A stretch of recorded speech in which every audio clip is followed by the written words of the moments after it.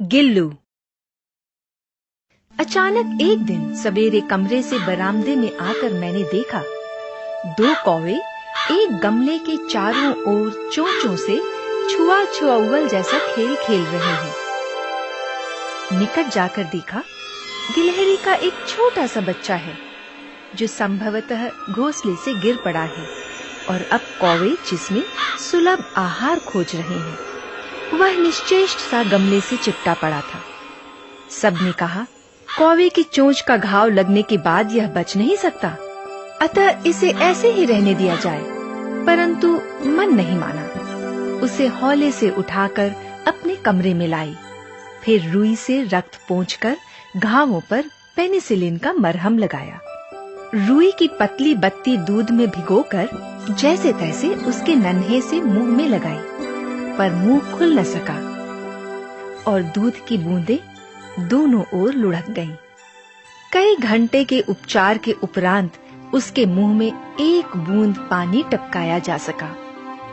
3-4 मास में उसके स्निग्ध रोएं, झब्बेदार पूंछ और चंचल चमकीली आंखें सबको विस्मित करने लगीं।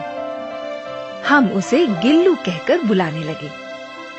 मैंने फूल रखने की एक हल्की डलिया में रुई बिछाकर उसे तार से खिड़की पर लटका दिया। वही 2 वर्ष गिल्लू का घर रहा। वह स्वयं हिलाकर अपने घर में झूलता और अपनी कांच के मनकों सी आंखों से कमरे के भीतर और खिड़की के बाहर ना जाने क्या देखता समझता रहता था, परंतु उसकी समझदारी और कार्यकलाप पर सबको आश्चर्य होता था। जब मैं लिखने बैठती तब अपनी ओर मेरा ध्यान आकर्षित करने की उसे इतनी तीव्र इच्छा होती थी कि उसने एक अच्छा उपाय खोज निकाला। वह मेरे पैर तक आकर सर्र से पर्दे पर चढ़ जाता और फिर उसी तेजी से उतरता। उसका यह दौड़ने का क्रम तब तक चलता जब तक मैं उसे पकड़ने के लिए ना उठती। कभी मैं गिल्लू को पकड़कर एक लंबे लिफाफे में इस प्रकार रख देती कि उसके अगले 2 पंजों और सिर के अतिरिक्त सारा लघुगात लिफाफे के भीतर बंद रहता। इस अद्भुत स्थिति में कभी-कभी घंटों मेज पर दीवार के सहारे खड़ा रहकर वह अपनी चमकीली आंखों से मेरा कार्यकलाप देखा करता। भूख लगने पर चिक चिक करके मानो वह मुझे सूचना देता और काजू या बिस्किट मिल जाने पर उसी स्थिति में लिफाफे से बाहर वाले पंजों से पकड़कर उसे कुतरता रहता।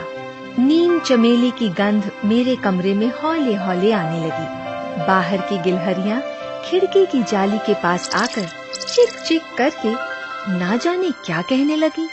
गिल्लू को जाली के पास बैठकर अपनेपन से बाहर झांकते देखकर मुझे लगा कि इसे मुक्त करना आवश्यक है। मैंने कीले निकालकर जाली का एक कोना खोल दिया और इस मार्ग से गिल्लू ने बाहर जाने पर सचमुच ही मुक्ति की सांस ली। इतने छोटे से जीव को घर में पले कुत्ते बिल्लियों से बचाना भी एक समस्या ही थी। आवश्यक कागज पत्रों के कारण मेरे बाहर जाने पर कमरा बंद ही रहता है। कॉलेज से लौटने पर जैसे ही कमरा खोला गया और मैंने भीतर पैर रखा, वैसे ही गिल्लू अपने जाली के द्वार से भीतर आकर मेरे पैर से सिर और सिर से पैर तक दौड़ने लगा। तब से यह नित्य का क्रम हो गया। मेरे कमरे से बाहर जाने पर गिल्लू भी खिड़की की खुली जाली की राह बाहर चला जाता और दिन भर गिलहरियों के झुंड का नेता बना हर डाल पर उछलता कूदता रहता और ठीक 4 बजे वह खिड़की से भीतर आकर अपने झूले में झूलने लगता। मुझे चौंकाने की इच्छा उसमें न जाने कब और कैसे उत्पन्न हो गई थी। कभी फूलदान के फूलों में छिप जाता, कभी पर्दे की चुन्नट में और कभी सोन जूही की पत्तियों में। मेरे पास बहुत से पशु पक्षी हैं और उनका मुझसे लगाव भी कम नहीं है, परंतु उनमें से किसी को मेरे साथ मेरी थाली में खाना खाने की हिम्मत हुई है ऐसा मुझे स्मरण नहीं आता। गिल्लू इनमें अपवाद था। मैं जैसे ही खाने के कमरे में पहुंचती, वह खिड़की से निकलकर आंगन की दीवार बरामदा पार करके मेज पर पहुंच जाता और मेरी थाली में बैठ जाना चाहता। बड़ी कठिनाई से मैंने उसे थाली के पास बैठना सिखाया। जहाँ बैठकर वह मेरी थाली में से एक एक चावल उठाकर बड़ी सफाई से खाता रहता। काजू उसका प्रिय खाद्य था और कई दिन काजू ना मिलने पर वह अन्य खाने की चीजें या तो लेना बंद कर देता था या झूले से नीचे फेंक देता था। उस बीच मुझे मोटर दुर्घटना में आहत होकर कुछ दिन अस्पताल में रहना पड़ा। उन दिनों जब मेरे कमरे का दरवाजा खोला जाता, गिल्लू अपने झूले से उतरकर दौड़ता और फिर किसी दूसरे को देखकर उसी तेजी से अपने घोंसले में जा बैठता। सब उसे काजू दे जाते, परंतु अस्पताल से लौटकर जब मैंने उसके झूले की सफाई की तो उसमें काजू भरे मिले, जिससे ज्ञात होता था कि वह इन दिनों अपना प्रिय खाद्य कितना कम खाता रहा। मेरी अस्वस्थता में वह तकिए पर सिरहाने बैठकर अपने नन्हे नन्हे पंजों से मेरे सिर और बालों को इतने हौले हौले सहलाता रहता कि उसका हटना एक परिचारिका के हटने के समान लगता। गर्मियों में जब मैं दोपहर में काम करती रहती तो गिल्लू न बाहर जाता न अपने झूले में बैठता।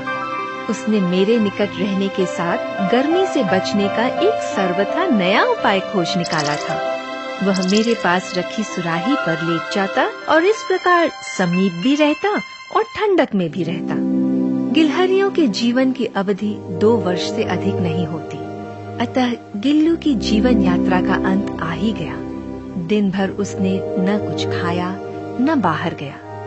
रात में अंत की यातना में भी वह अपने झूले से उतरकर मेरे बिस्तर पर आया और ठंडे पंजों से मेरी वही उंगली पकड़कर हाथ से चिपक गया जिसे उसने अपने बचपन की मरणासन स्थिति में पकड़ा था। पंजे इतने ठंडे हो रहे थे कि मैंने जाकर हीटर जलाया और उसे उष्णता देने का प्रयत्न किया, परंतु प्रभात की प्रथम किरण के स्पर्श के साथ ही किसी और जीवन में जागने के लिए वह सो गया।